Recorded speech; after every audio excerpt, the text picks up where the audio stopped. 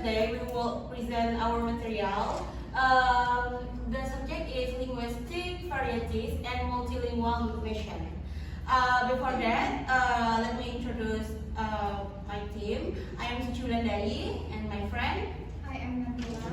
I'm Satra Ahmad. Okay, let's move to the first material. The first material will be explained by my friends Nabila. Okay, thank you, Suci.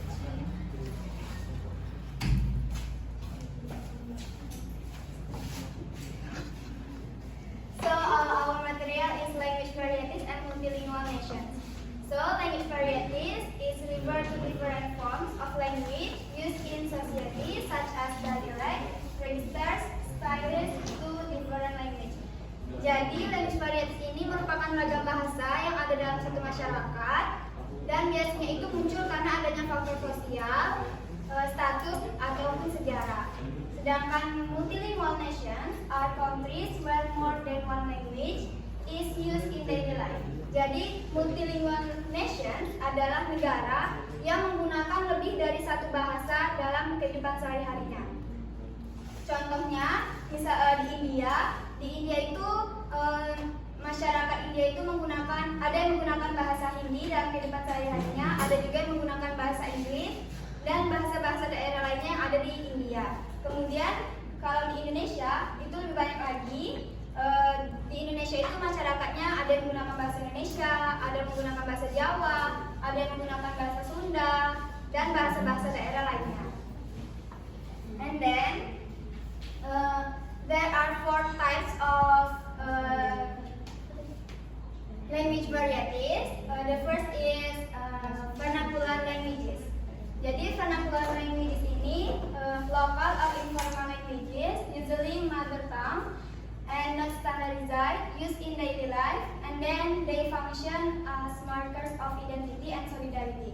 Jadi vernacular languages ini merupakan bahasa lokal atau bahasa informal yang biasanya itu digunakan dalam kehidupan sehari-hari hingga menjadi bahasa ibu di suatu komunitas.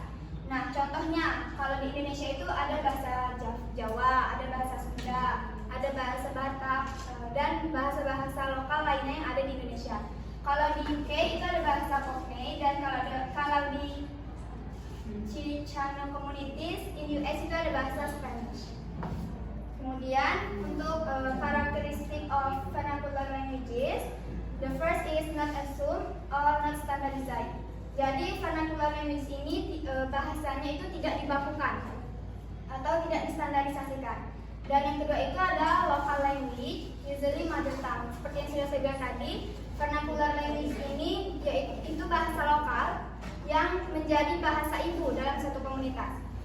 Dan yang terakhir itu ada its function is limited, more to casual situation. Jadi fungsinya itu terbatas dan biasanya itu untuk situasi informal. Singkatnya itu vernacular language ini bahasa daerah yang tidak dibakukan atau tidak distandarisasikan dan dipakainya itu di kehidupan sehari-hari dan menjadi bahasa ibu bagi suatu komunitas tertentu. Selanjutnya itu ada standar languages yang akan dijelaskan oleh Zidan.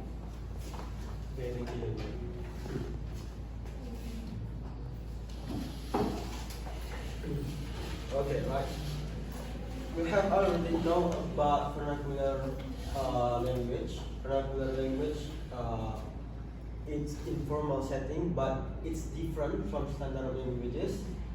And like we know in the definition, standard languages is a dialect that has been codified and accepted as the official and prestigious variety.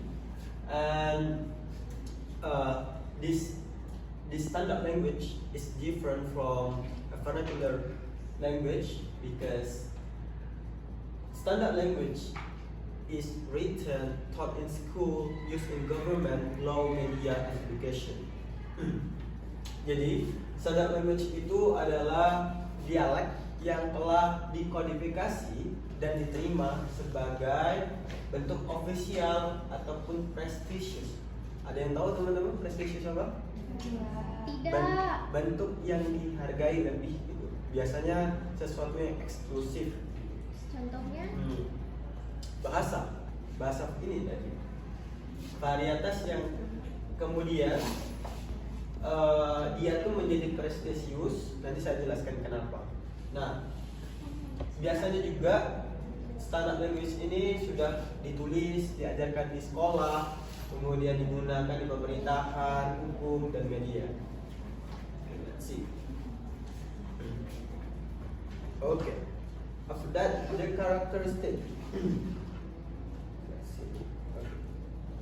Standard languages have several characteristics. First, they go through codification. That means they have fixed grammar, spelling rules, and dictionary. And second, they carry prestige. People often see them as the higher status or more correct variety. Third, they serve formal function. It means in society they use for schools, university, courts, and media. And finally, usually their origins from the dialect of political or economic center, which then gain powers and influence. Jadi karakteristiknya yang pertama bisa disebut sebagai standard languages itu harus yang pertama mengalami kodifikasi. Ada juga yang tahu kodifikasi apa? Nah, kodifikasi itu secara simpelnya adalah pengumpulan bahasa-bahasa yang mungkin belum baku, kemudian dibakukan. Dibentuklah grammarnya, tata bahasanya, kemudian spelling rules-nya, cara-cara spelling, kemudian dibentuk juga dictionary-nya. Kalau di Indonesia KBBI udah pasti tahu kan. Nah, kemudian prestige yang seperti saya bilang tadi, ada prestisius, simbol of higher status. Biasanya di zaman dahulu itu teman-teman, untuk menyebutkan sesuatu yang lebih berharga ataupun sesuatu yang eksklusif itu dengan prestisius. Nah, orang-orang lebih menyebut ini tuh sebagai varietas yang lebih benar gitu loh. Karena bahkan kita seperti kita nih, misalnya ngomong dengan orang-orang, kalau menggunakan ataupun tidak bisa menggunakan bahasa daerahnya masing-masing, maka menggunakan bahasa Indonesia yang baik dan benar. Nah, kalaupun kita bisa menggunakan bahasa Indonesia dengan baik dan benar, itu pasti dianggap lebih sesuatu lah gitu kan. Nah, maka disebut prestisius. Formal function sudah pasti teman-teman, seperti yang saya bilang tadi, dia digunakan di sekolah, universitas, di pengadilan dan media dan lain-lain. Nah, historical origin. Biasanya standard language ini muncul karena daerah-daerah yang punya power. Nah, seperti apa bentuknya nanti akan saya jelaskan melalui contoh. Oke. Actually, this is not characteristic, guys. Sorry, friends. But this is the historical example. You can see it in our book in PDF, actually, in our WhatsApp group.